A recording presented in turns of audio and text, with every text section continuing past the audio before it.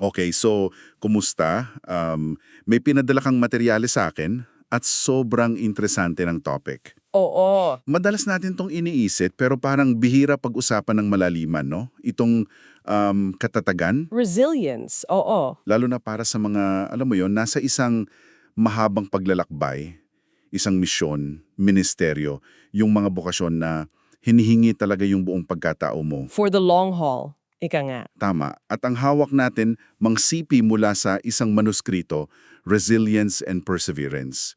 So yun yung himay-himayin natin ngayon. Ano ka talaga yung tunay na pagtitiis? At ang tanong talaga dyan, di ba, paano kung yung pinakamalaking banta sa'yo ay hindi yung mga panlabas na bagay, hindi pag-uusig, hindi kakulangan, Ah, kundi yung tahimik na pagkaubos ng pagtitiyaga mo? yun ang sisiya sa atin natin. Yung pagkakaiba ng simkling tibay sa isang bagay na mas sustainable. Okay, let's unpack this. Kasi pag sinabing resilience, ang unang pumapasok sa isip ko, at siguro sa marami, ay parang bakal. Yung pagiging matigas, matibay. Oo. Yung mentalidad na push harder, huwag kang bibigay. Pero sabi dito sa materyales, parang dito mismo tayo nagkakamali.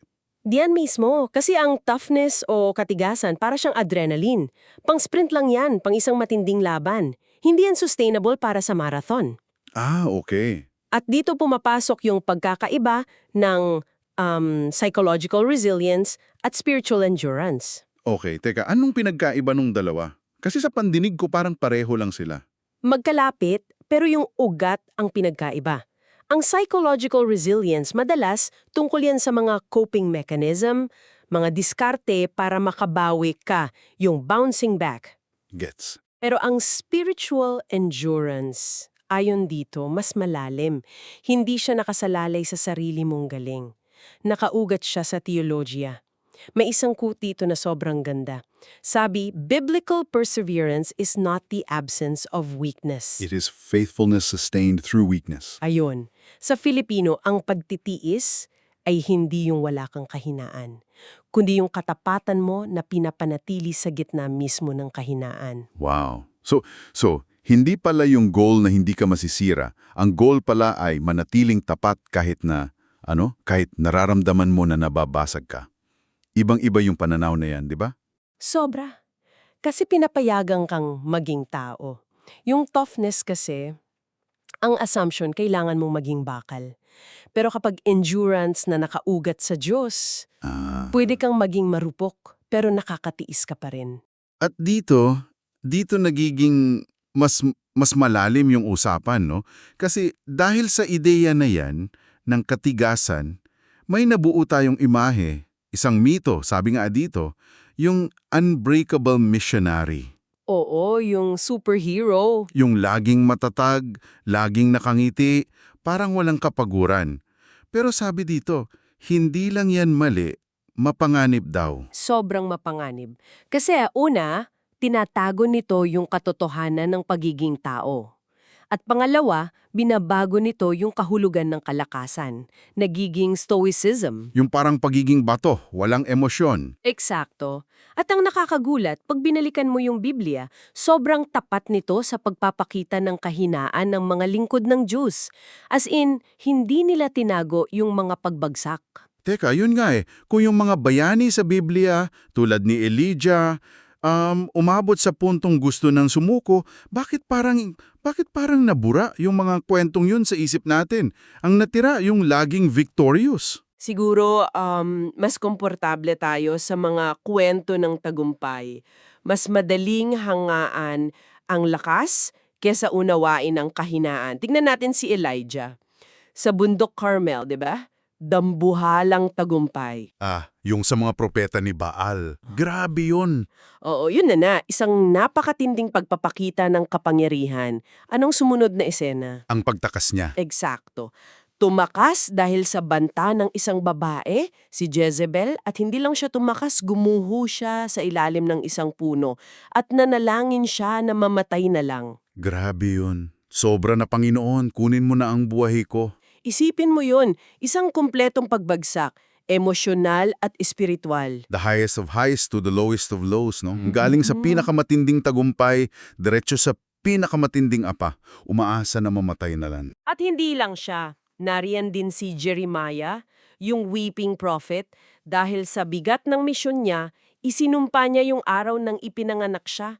Cursed be the day I was born. Hindi yan sinasabi ng isang leader na laging kalmado. Sinasabi yan ng isang taong pinabuturog. Dinudurog. Tapos si Apostol Paul, eto, para sa akin, isa sa pinakamatindi. Inamin niya sa mga taga-Korinto, sabi niya, utterly burdened beyond their strength.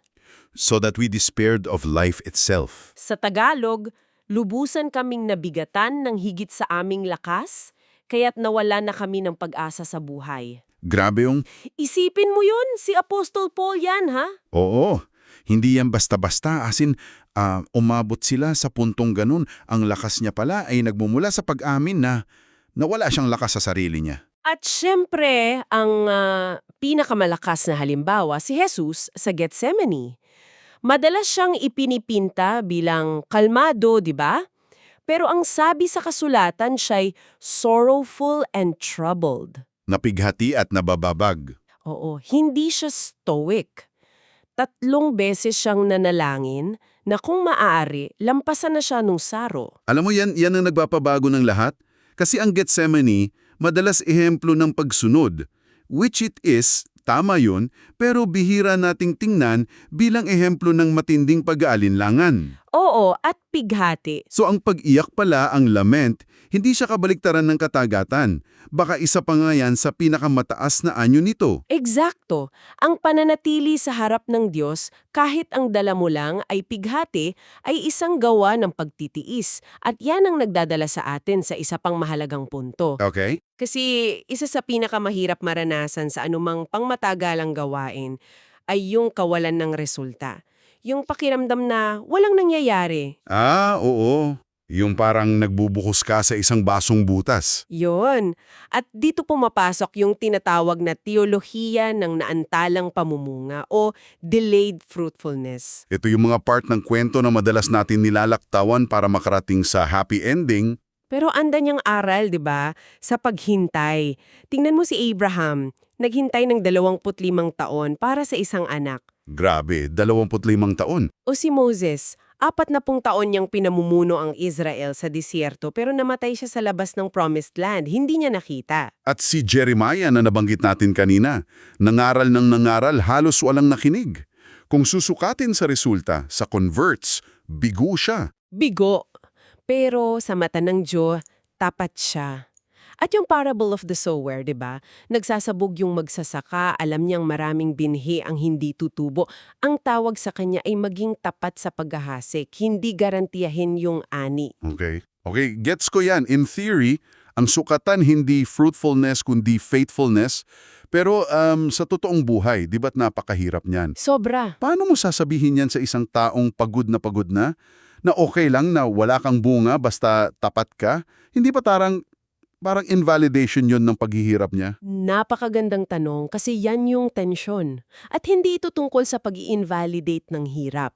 Sa totoo lang kabaliktaran, yung pag-shift mula sa fruitfulness patungo sa faithfulness, ang sinasabi niyan ay ang halaga mo ay hindi nakasalalay sa iyong mga resulta. Ibigyan ka nito ng dahilan para magpatuloy kahit masakit. So, binabago nito yung definition ng success. Ang success ay hindi yung ani, kundi yung paglabas mi araw-araw para maghasik. Umuulan man o umaraw. Iyon mismo.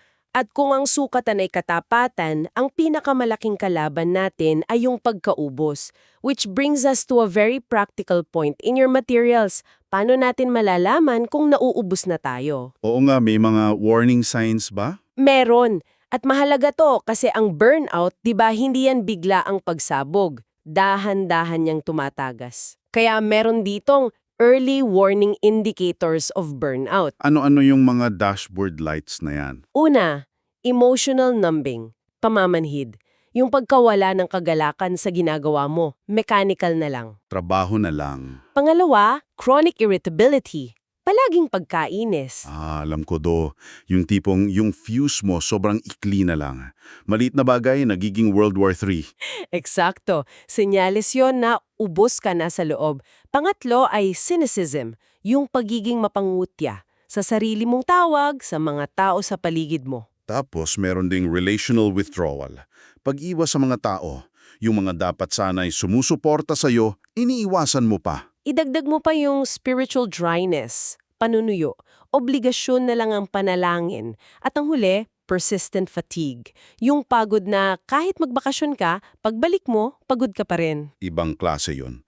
Hindi lang katawan ng pagod, kaluluwa na. Kaluluwa na. At para maging proactive, meron ding tinatawag dito na resilience audit, parang check-up. Tama, isang pagsusuri sa 4 na ritmo ng buhay mo. Hindi para husgahan ang sarili kundi para makita kung saan kailangan ng adjustment. Una, yung work o trabaho.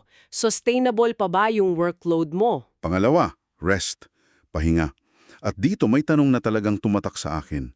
Ang Sabat ba, sabi dito, ay isang theological na pagtitiwala sa Diyos o isang araw lang na walang pasok?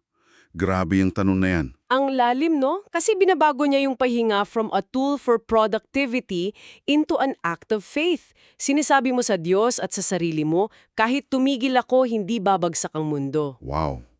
Okay. Pangatlo ay prayer o panalangin. Ito ba ay pang-araw-araw na ritmo o pang 911 call lang pag may krisis? Ouch. At pang-4, community, komunidad. Gaano kalalim yung ugnayan mo sa mga taong sumusuporta sa'yo?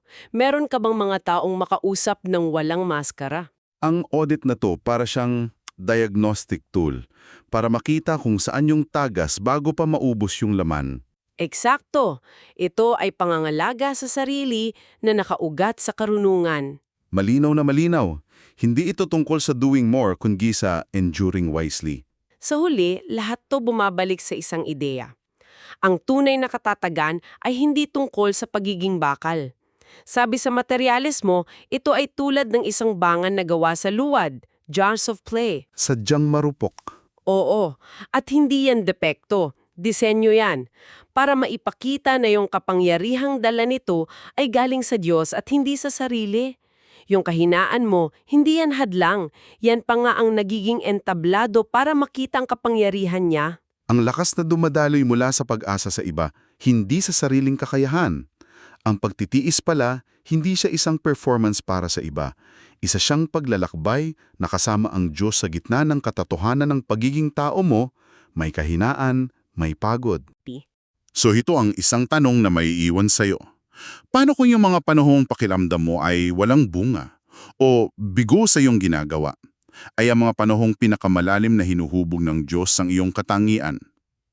Paano kung ang pinakamahalaga mong pamana ay hindi yung mga natapos mong proyekto, kundi yung tahimik na testimonya ng isang mahabang pagsunod?